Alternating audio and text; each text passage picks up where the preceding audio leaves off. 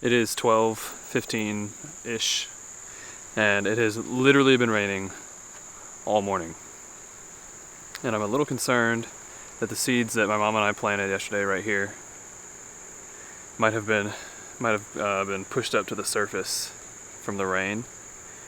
But a lot of those seeds are like tiny little seeds, so it'd be hard to even tell if that is the case. So I don't really know what to do about it other than just wait and see if anything sprouts. And if not, we have the ones that we have growing on the back porch, so we can transplant those in, so it wouldn't be the end of the world or anything, but just kind of unfortunate that it's been raining so much. Maybe it'll be alright though.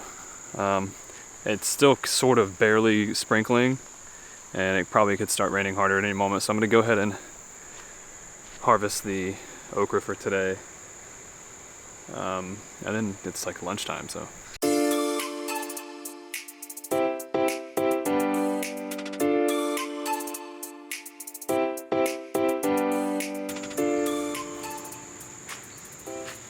Just 7 today. Yes, I'm aware that the lens is fogged up. There's nothing I can do about it. It's so humid and wet out here right now, so I still don't really know what to do about this mouse in the compost bin.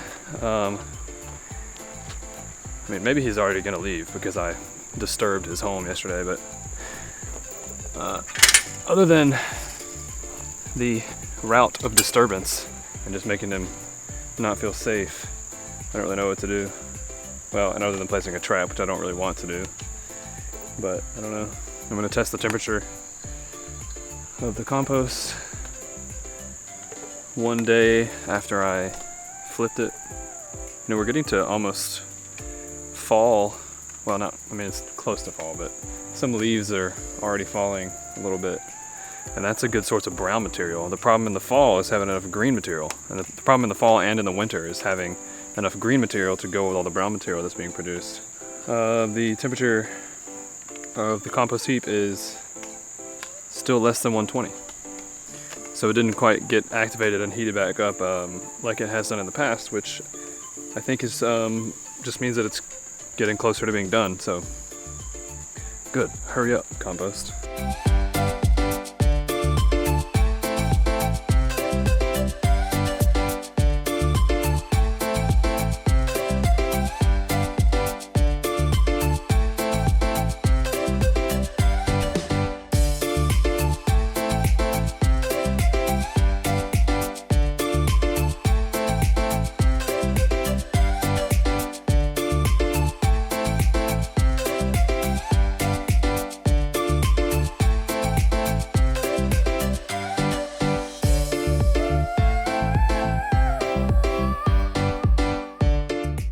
Something I've been wanting to do for a while is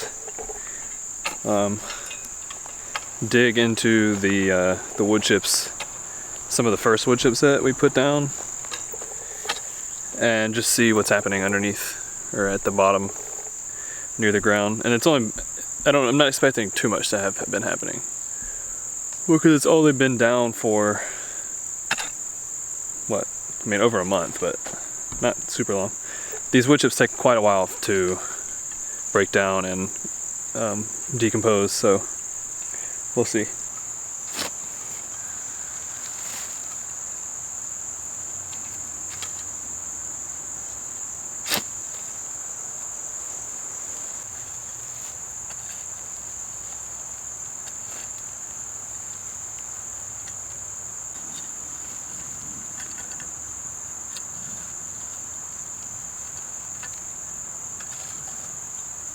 Okay, so there's definitely a lot of wood chips here. It's deeper than I thought it actually was, like over 6 inches, which is good.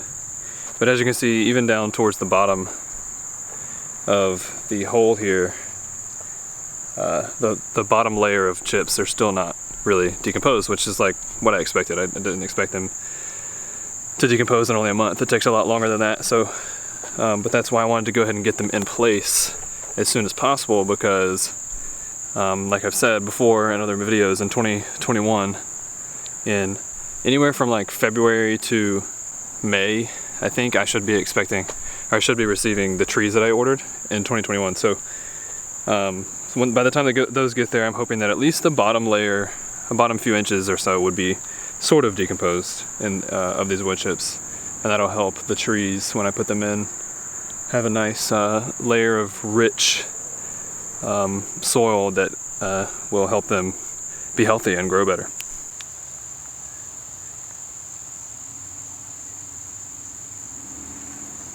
Hopefully you could see when I put that this ruler measuring stick thing in the hole. You can see that it was about almost 10 inches, around 9 or 10 inches deep. And I mean, that is just one part of the yard. It's probably not as deep in all of the areas as that, and it's probably deeper in some areas than that, but I think if it averages out to be, 8 or 9 inches, that's actually really good. I was not expecting it actually to be that deep, so that's actually encouraging to me, because I was thinking that I needed more, but if it's already around 8 inches, then that's pretty good.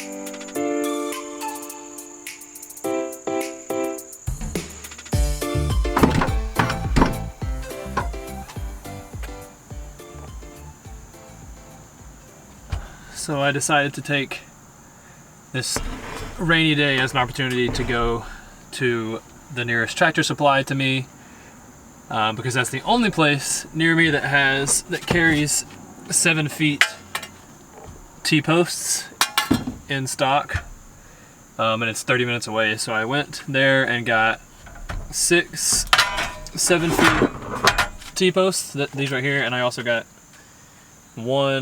6 feet long T-posts, because the T-posts that are out there right now making the trellis for the beans, those 2 T-posts are 6 feet tall, and I don't feel like pulling those out and putting in 7 feet ones. So to extend that trellis that I had, the bean trellis, I'm just going to use one more 6 foot long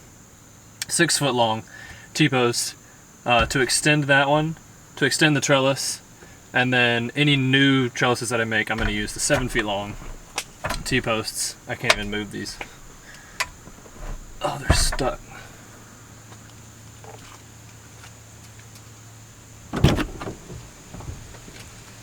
So yeah, any new trellises I build, I'll use these 7 feet long ones, because plants like beans especially can get really tall, and the 6 feet, when you put these in the ground, you put them in the ground just about a foot. So the 6 feet tall ones that I have currently are really only 5 feet above the ground, and bean plants will get way longer than 5 feet. So at least with 7 feet long T-posts, I'll have 6 feet above ground.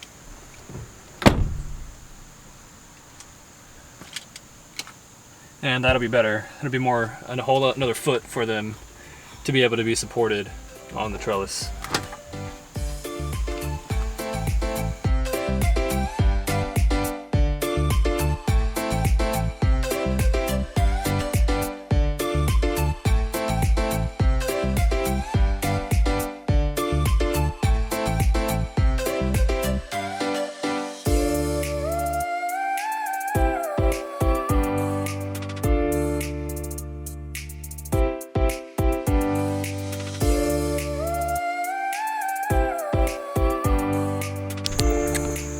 I'm going to use this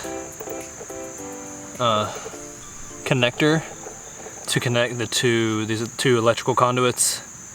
They're 10 foot long, half-inch electrical conduits that I'm using as like the top part of the trellises, and I'm going to use this connector to connect the 2. There's just a screw here, so I have to screw that in to hold it tight.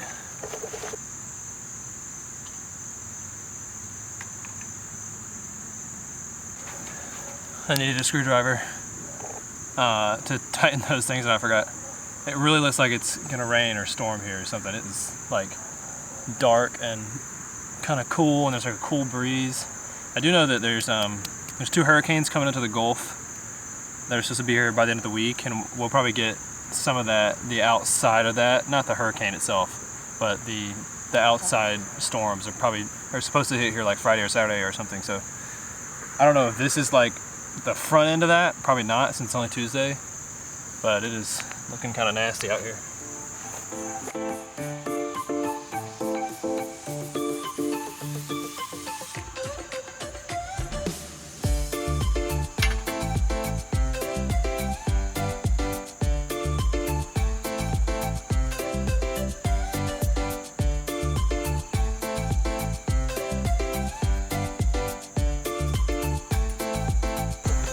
And that's it, except for the twine.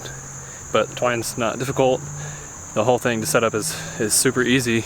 And when I put in the first one, I linked to this video, but Josh Satin, I think is his name, made a video that like millions of people have seen, just showing how he makes these trellises, and it's just really easy and relatively inexpensive. But the main reason is that they're really easily taken down and movable. It's pretty easy to just, you know, take all this apart and move it when you need to, or just remove it totally if you want to, because, you know, there's no parts that you have to really like screw together or any of that. So like when you use wood to make a trellis or whatever. So I like it so far. So now I have twice the length that I had, and I'll put more beans down here in this new area when they sprout or when they're ready to be transplanted.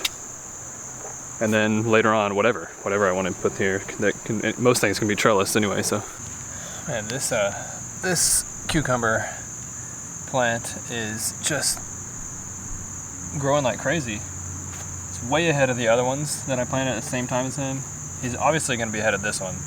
This was a transplant, but this guy is just like shooting up. I'm going to remove this leaf as it's dying anyway. But I think I'm also going to go ahead and remove this lower leaf down here as well, just because I don't want any of those getting diseased or anything since they're on the ground. And I'll probably eventually remove this one as well, just to have like about a foot of no leaves and no growth, and then let all of the good growth, let the plant focus on all the good growth going up onto the fence. But yeah, this one is way ahead of the others.